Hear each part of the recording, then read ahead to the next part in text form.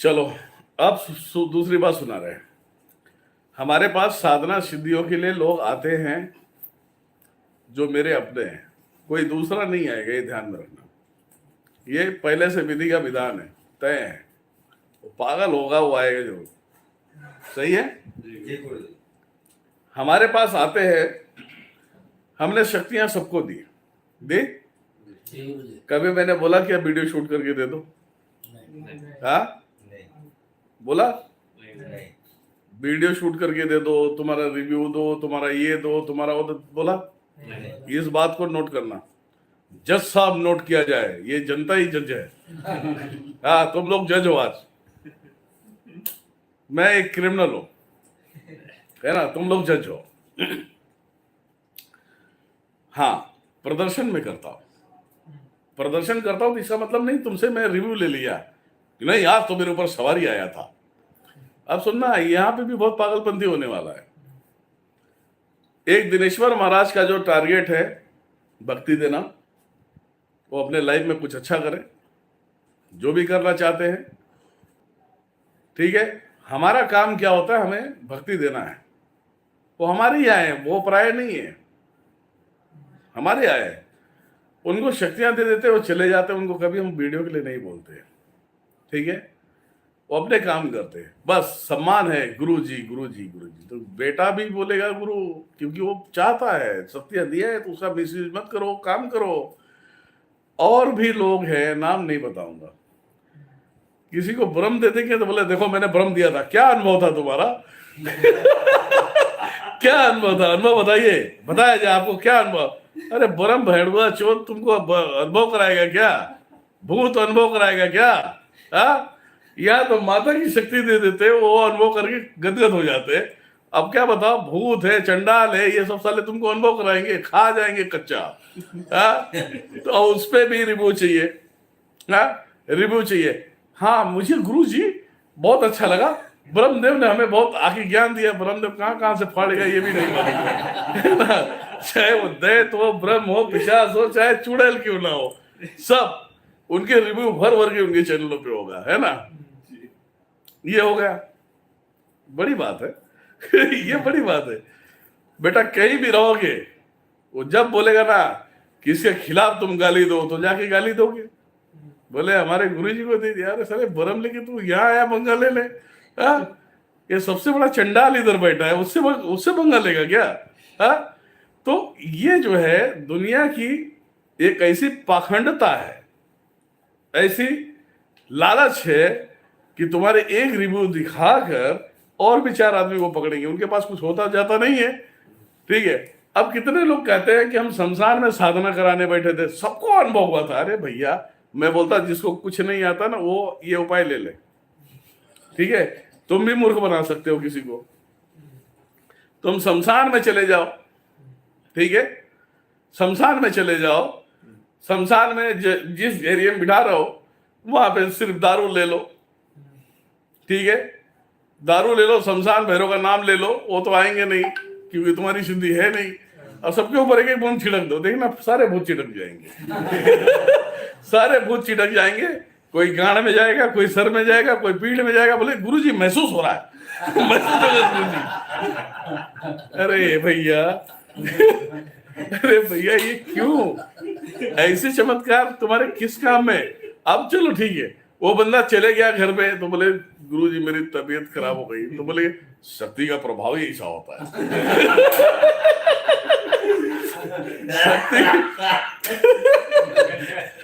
बोलेगा शक्ति का प्रभाव ही ऐसा होता है, टेंशन मत लो, वो प्रेत का नाम लो, वो पिशाच का नाम लो।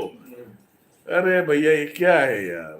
हाँ, ये तो एक आम इंसान कर सकता है, दम है तो बीचों बीच गंगा में बैठ के सवारी दे के देख, तब समझ में आएगा कि शक्तियां क्या होती है। हाँ, दिनेश्वर महाराज काशी का वासी है और बीच दशाश्वमेध घाट पे काम करता है।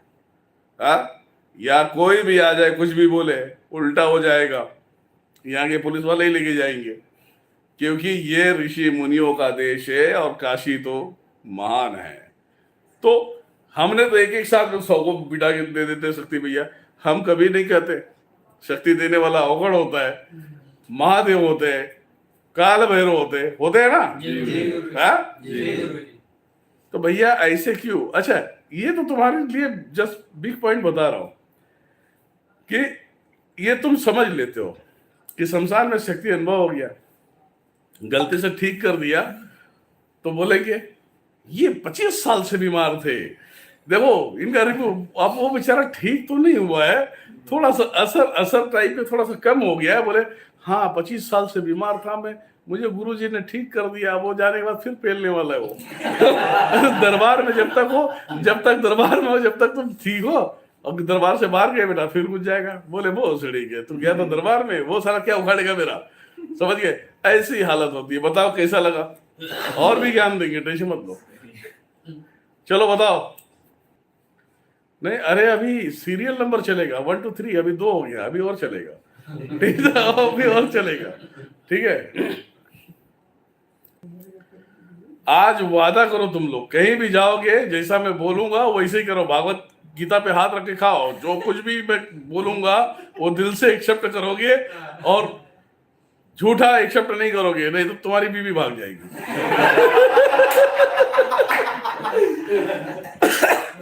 वादा करो, वादा करो, पहले वादा है, वादा करो, फिर अच्छे ज्ञान देंगे, जिंदगी भर याद रहेगा। सारे दरबार वाले ऐसे उड़ जाएंगे।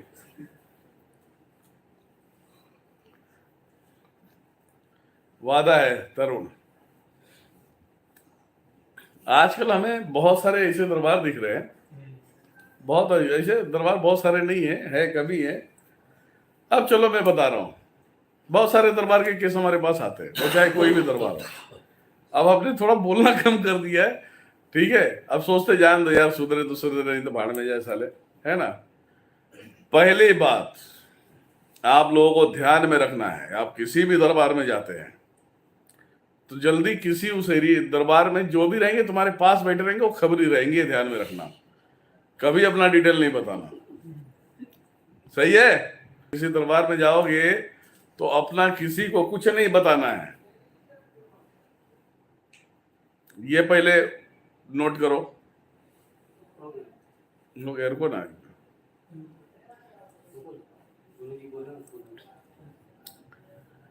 चलो अब मैं बता रहा हूं, बहुत त्रिकालदर्शी बनते हैं। अब हम कुछ ज्ञान देते हैं, थोड़ा सा ले लेना। चलो अब मैं बता रहा हूं, आप किसी भी दरबार में जाओ, यहां तक दिनेश्वर महाराज के दरबार में आओ, तो एक ही वादा करो कि अपने विषय में कुछ नहीं बताओगे, क्योंकि इनके दरबार चलते हैं, दुनिया को ऐड रहे, इनके 100 बंदे तुम्हारे बीच में घूमते रहते हैं। ठीक है, 100 बंदे घूमते रहते हैं, तुम्हारा डिटेल लेंगे, तुम्हारा नाम पूछेंगे, समझ गए? तुम्हारा नाम पूछेंगे, अरे भैया क्या तकलीफ है, हमारा तो बहन भाग गई है, हमारा आदमी भाग गया है। ये नर नारी दोनों रहते हैं वहां गेम करने के लिए। रास्ता तो भैया तुम्हारा रसीद नंबर दिखाओ, रसीद नंबर तो गलती से नहीं दिखाना, ठीक है? रसीद नंबर गलती से मत दिखाओ, अपने विषय में सब उल्टा बोलो, है ना? जिस काम के लिए गए हो ना, वो अगर परफेक्ट इंसान होगा तो काम करेगा, नहीं तो अपने विषय में उल्टा बताओ। तुम्हारा राम नाम है तो बोल देना रावण नाम है ना? इस तरीके की कहानी बताओ। वो रसीद क्या होता है, रसीद हो चाहे कॉपी किताब हो, वो पहले से इनकी होती, देखो मेरे आपके विषय में क्या लिखा है, हम ही मिले थे, हाँ?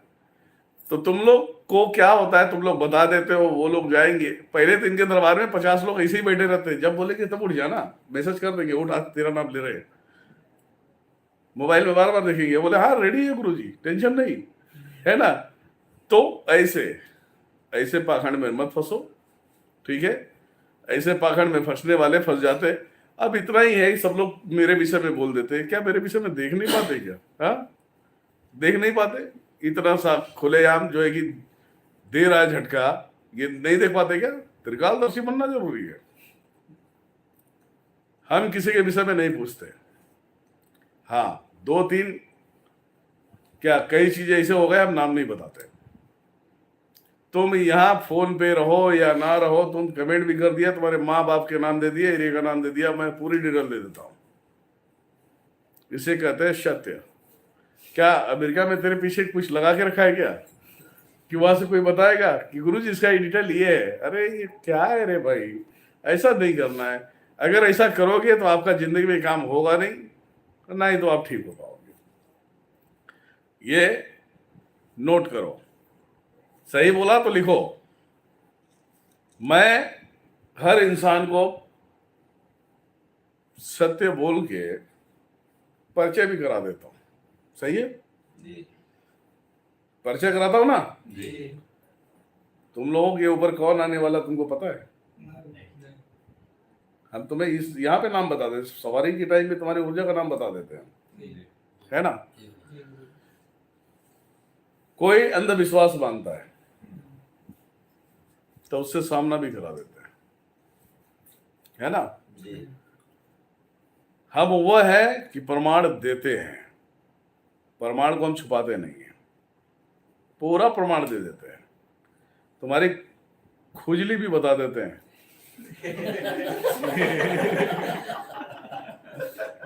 तब तो मानोगे। गाने में कितने तिल है ये भी बता देते हैं, आगे बताओ। उसके लिए 4-5 दृष्टि एक्टिव किया भाई, माता की दृष्टि नहीं देखता, फिर वो नाक की दृष्टि यूज करता हूँ। वो कहाँ कहाँ पे तुमको क्या खुजली है वो भी बता देंगे। प्रमाण इससे अच्छा कोई देगा? नहीं।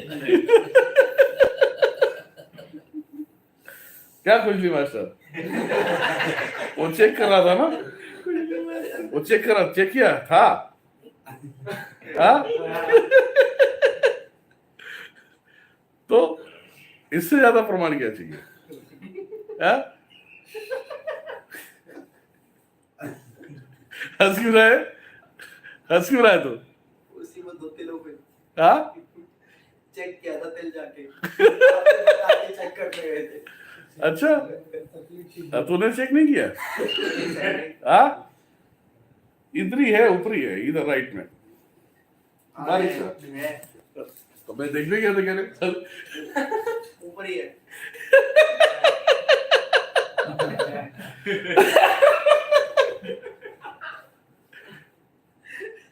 बचोगे? नहीं बच सकते, बचोगे? मुश्किल में नामुमकिन। काला नाग हो, बिल में भी घुसता हूँ ना तो रास्ता दूसरी जगह बनाता हूँ मैं, ये ध्यान में रख। तो ये बातें हैं। तो इसे अगर कहा जाए तो कुछ समझ में आता है ना? क्यों लोगों को गुमराह करते हो? ठीक तो होते नहीं है साले। हाँ, आज तुम लोगों को तुम्हारे पागलपन से दूर हटा रहा हूं मैं, ये ध्यान में रखना। जो करने वाला होता है बोलता नहीं है, ठीक है? और खुद की तारीफ करे तो समझ लेना ये कितना बड़ा खुजली मास्टर हो गया, ये समझ लेना, है ना?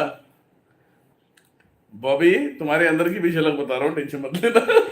सारे लोग, जितने लोगों के अंदर सवाल उठ रहे हैं सब मिल जाएंगे। अब चलो हम चलते हैं अच्छी दिशा में।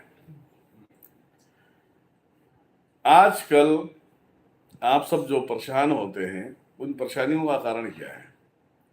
कभी आप लोगों ने जाना है? कभी जानते हो आप लोग कि परेशानियों का कारण क्या है? लोग कहते हैं कि तुम्हारे घर में ये है, तुम्हारे घर पे वो है, और मैं कहता हूं तुम्हारे कुल देवी और पितरों का सम्मान दे दिया तो कोई साला मरी मसान नहीं लगेगा, ये ध्यान में रखना। तुम्हारे जो कुल देवी है उसका सम्मान करते जाओ, उसमें विश्वास रखो, पितरों के ऊपर आप विश्वास रखो, उनका जो है उनका सम्मान करते जाओ। कोई माई गलाल तुम्हारे घर में तंत्र नहीं घुसा सकता, सिंपल सी बात है। अब चलो इसके अंदर भी कहानी बताते हैं। कुल देवी और पित्र अपने आप बंधन में आ जाते हैं, कोई बांधता नहीं, और किसी गांड में ताकत नहीं है बांधने के लिए, ठीक है? जो पौचेला आदमी होगा तो बांध पाएगा। अब मेरे जैसे से लगो तो हम तो बांध देंगे तुरंत, समझ गए? तो बोलने का मतलब है तुम्हारे कुल देवियों को सम्मान नहीं मिलेगा, पितरों को सम्मान नहीं मिलेगा, तो ये नाराज हो जाते हैं, ये तुम्हारा सपोर्ट करना बंद कर देते हैं। जब सपोर्ट करना बंद करेंगे तो तुम्हारी अच्छी खासी नौकरी चले जाएगी, रोजी रोजगार बंद हो जाएगी, तुम्हारे लाइफ में बरकत नहीं होगा, घर में चिड़चिड़ापन होगा, और उसी में कोई तुम्हारा दुश्मन देख लिया कि ये साला आगे बढ़ा, तो उसने अगर कोई भी काला कांडी तुम्हारे ऊपर किया तो तुम्हारे पितर बोलेंगे मरने दो साले को, हमें पूछता ही नहीं है। तो पितर अब तो हट गए साइड में, कुलदेवियां हट गई साइड में। अब बेटा तुम्हें दूसरों के तंत्र लगेंगे, पहला ये नोट करना। और बहुत सारे दरबारों में बोलते हैं हमने पितृ बंधन काट दिया है। हलवा है क्या है? पितृ बंधन काटने के लिए हलवा है क्या कि तेरे वो दादा बाबा आके काट देंगे? वो तो खुद तो फ्री बोले, फिर वो आके काटेगा। पितृबंधन काटना इतना आसान नहीं है। तुम लोग बोलते हो कुछ अच्छी चीजें बताओ, पितृबंधन काट दे, कुलदेवी बंधन काट दे, औकात नहीं है तुम्हारी। बड़े बड़े दरबार लगा लो, दुनियादारी कर लो, कुछ भी औकात नहीं है। समझ गए? अपने पितरों का ध्यान दो, कुलदेवियों का ध्यान दो, तुम्हें कुछ भी नहीं होगा। 200% मैं बता रहा हूं तुम सभी को। गलत है? ये चीजें, ये 5वां हो गया।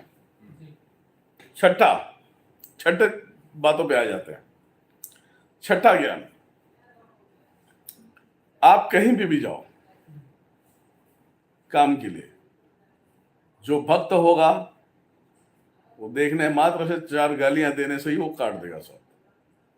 लेकिन उस भक्त के अंदर भी खुजली बड़े होने चाहिए, मतलब भाव बड़े होने चाहिए, उसे खुजली बोलते हैं।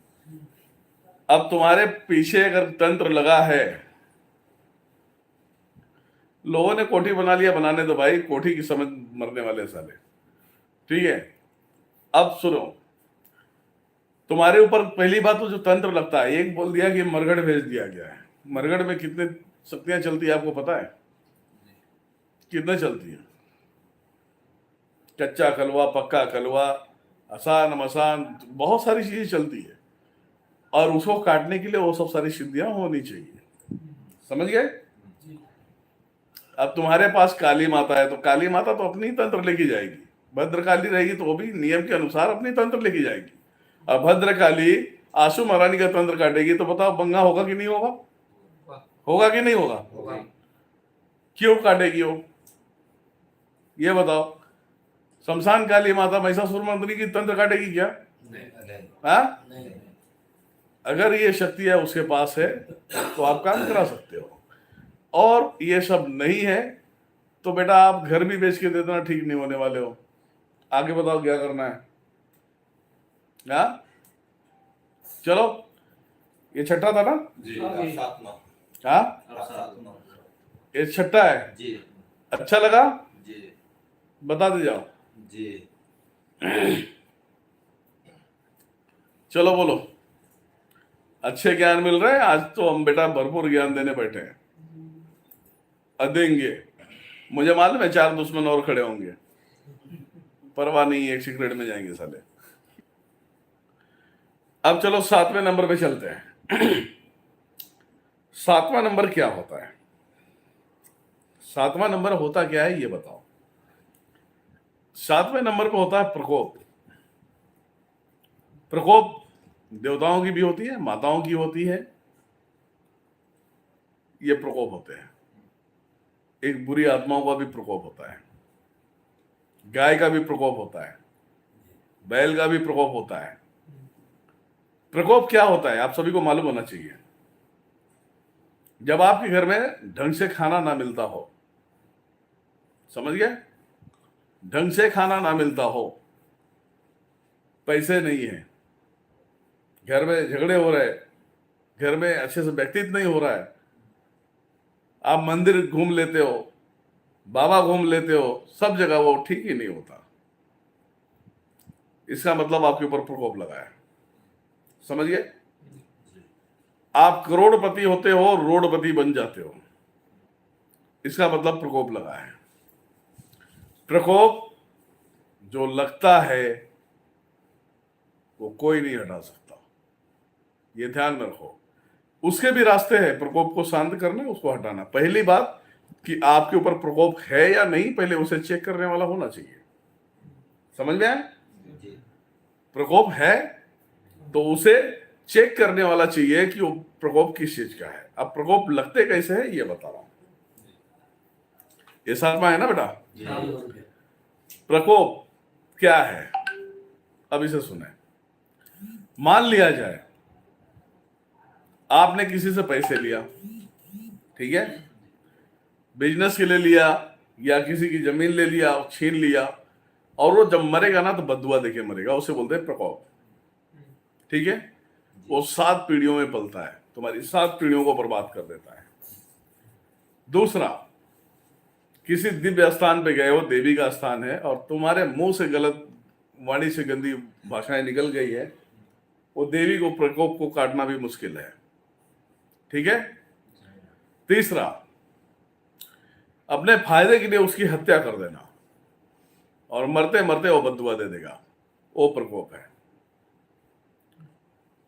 और इसके बाद भी आता है कि मान लिया जाए कि कोई जानवर जा रहा है, पशु जा रहा है, गलती से पानी रखा है और गाय ने वो पीना स्टार्ट कर दिया और तुमने उसे मार के डंडे से भगा दिया, उसका भी प्रकोप लगता है।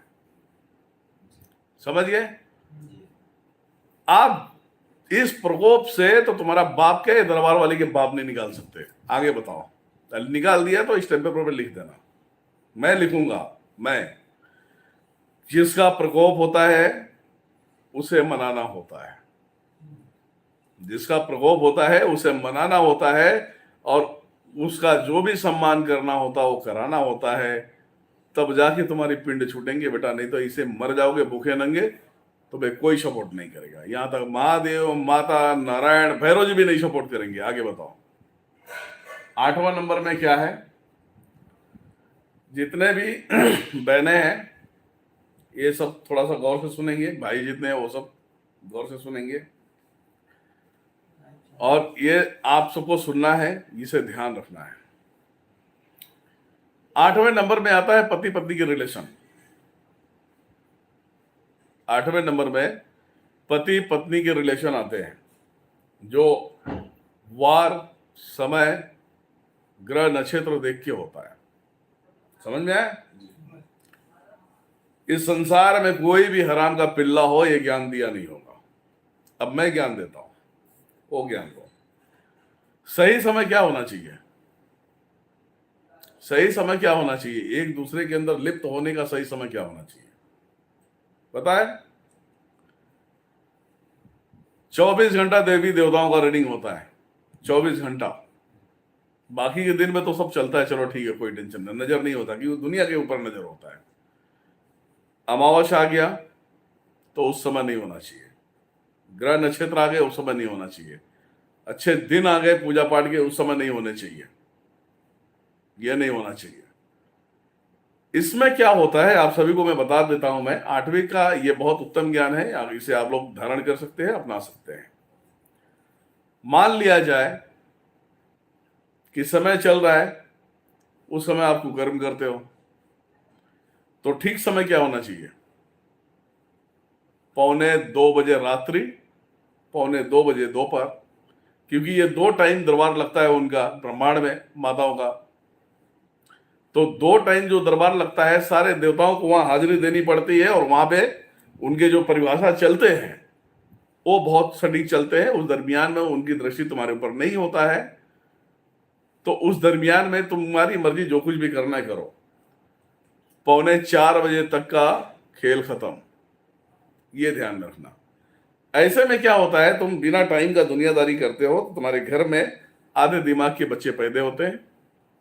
अगर टाइम के अनुसार करते हो, आधे दिमाग के बच्चे पैदा होते हैं, कोई पैरालाइज होता है, कोई लंगड़ा होता है, किसी की आंख ही नहीं है, किसी के बहुत सारी चीजें नुकसान हो जाते हैं। और वो होता है सबसे बड़ा प्रकोप, वो सबसे बड़ा प्रकोप होता है। एक बच्चे को पालने के लिए तुम्हारी जिंदगी निकल जाएगी, तुम ये सोचते रहोगे उसे पालेगा कौन, मरने के बाद संभालेगा कौन, ये तुम्हारे लिए दंड होता है। ठीक है, ये हो गया, सिंपल सी बात है। 8 हो गया जी। 9वीं सुना देते, एक साथ में लिखना सब लोग, 9वीं चीजें सुनाते हैं। 9th, हम हिंदू हैं, हिंदू तत्व को जगाना, उसमें लीन रहना हमारा कर्तव्य है। हम कभी भी मांस मदिरा को लगा लेते, गले लगा लेते हैं, या कुछ भी कर लेते हैं। हिंदू हो, जागो अपने आप में, नहीं जागोगे तो लाइफ में तरक्की नहीं कर पाओगे, ये ध्यान रखो। आपको कभी भी आप नॉनवेज खाते हो? ये कोई मतलब है? नॉनवेज दिन में खा लेते हो, हाँ, उसका भी तरीका है। नॉनवेज खाना है तो दिन वार देख लो, ग्रह नक्षत्र देख लो, उस दिन नहीं खाना है आपको, ठीक है? महीने में, अगर मैं ऐसा नहीं कि आप लोगों को मना कर रहा हूं, आपको खाना है खाओ, कोई टेंशन नहीं है। रात्रि के समय में भोजन करो तो डायरेक्ट सो जाओ, समझ में आया? रात्रि के समय में भोजन करोगे डायरेक्ट सो जाओगे, सुबह उठोगे आप क्लियर हो जाओगे, फिर नहा दोगे, पवित्र धारण कर लोगे। पहला क्वेश्चन। दूसरा क्वेश्चन क्या है, इसके ऊपर ध्यान रखें। दिन में अगर नॉनवेज खा के किसी रास्ते से जा रहे हो, किसी कहीं से भी जा रहे हो, तो अपवित्र होने के कारण शक्तियां तुम्हें अपने गिरफ्त में ले लेती हैं। तो उस समय जब गिरफ्त में लेती हैं, क्योंकि तुम अपवित्र हो, उस समय जब शक्तियां तुम्हें पकड़ती हैं तो अचानक तुम्हारे सर में दर्द होता है, होता है? अचानक पैर में दर्द होता है, अचानक पीठ पे दर्द होता है, अचानक जो कि तुम्हारे शरीर में पूरी तरह से सुस्ती आ जाती है और तुम अधमरे जैसे हो जाते हो, इसलिए लगता है शरीर में जान नहीं है। ये तुम्हारे लिए गलत होगा, ये ध्यान में रखना। कोई भी कार्य करना है समय दिन नक्षत्र देख कर करें, और तुम्हें खाने का शौक है तो रात्रि का करें। रात्रि में आप खाना खा सकते हैं, जो भी खाना है तुम्हें, ठीक है? ये आपको पालना है। अगर ये नहीं पालोगे तो ऐसे दरबारों में भटकते रहोगे और उसको भी नहीं निकाल पाएंगे ये लोग, ये ध्यान रखना। समझ में आए? 10वें नंबर पे हम चलते हैं। 10वें नंबर का ये बातें हैं, भोजन के दरमियान में अन्नपूर्णा को प्रणाम करना तुम्हारा कर्तव्य बनता है। अन्नपूर्णा माता को प्रणाम करना तुम्हारा कर्तव्य बनता है। दूसरा, घर के अंदर आटे गूंद कर ना रखें रात में। कितने लोग फ्रिज में रख देते हैं, उसमें बुरी आत्माओं का वास होता है, व्हाइट चीजों में बुरी आत्माओं का वास होता है। इसी में बता देता हूं, मतलब ऐसे देखो तो 14 चीज हो जाएगी, लेकिन इसी में बता देता हूं। खाना खाने के दरमियान में प्लेट जिस थाली में खाते हैं उस थाली में हाथ नहीं धोना चाहिए। दरिद्रता आता है और तुम परेशान हो जाओगे। ये 3 बात याद रखना। 9वां 10वां है, 9वां है, हाँ 10वां है। भोजन करो, अन्नपूर्णा माता को प्रणाम करो, कि अन्यों की देवी है, वही भुवनेश्वरी है, वही शाकंभरी है, ठीक है? अन्नपूर्णा माता को प्रणाम करो, पानी लो, ओम ह्रीम अन्नपूर्णाय नमः करके छोड़ दो, थोड़ा सा अन्न निकाल के अपने प्लेट में रख दो, फिर खाना खाओ। वो खाना तुम्हारे शरीर में लगेगा, ठीक है? अब वो खाना खाने के बाद उसी प्लेट में तुमने भोग लगाया है, हाथ धो दिया तो उसकी अनादर कर दिया तुमने। हाथ धोया प्लेट में तो अनादर कर दिया, तुम्हें अन्नपूर्णा नहीं पाने वाली है। उससे अन्नपूर्णा रूठ गई तो लक्ष्मी चले जाएगी घर की, ये ध्यान में रखो। घर में फ्रिज के अंदर आटे नहीं रखना है, सही है? ये तीनों चीजों को नोट कर लो, तुम्हारी लाइफ सुधर जाएगी। चलो 11वीं बात, अगर आपको अपने जीवन में धनधान्य बनना है, तुम्हारे घर में लक्ष्मी कभी भी ना रूठे, पैसों की कमी ना हो, तो सुबह में आप जिसे भी मानते हैं उसका फोटो लगाइए, उसके नाम पे ज्यादा नहीं तो 2 ही अगरबत्ती लगाइए, ठीक है?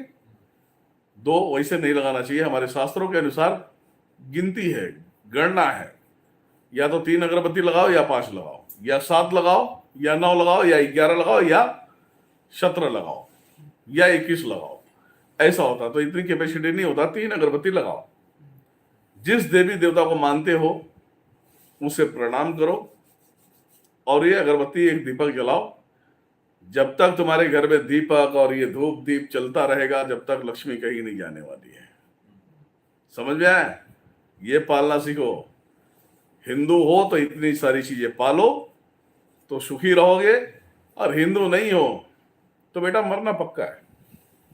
हिंदू हो के भी अगर ऐसी गलतियां करोगे तो मरना पक्का है, ठीक है?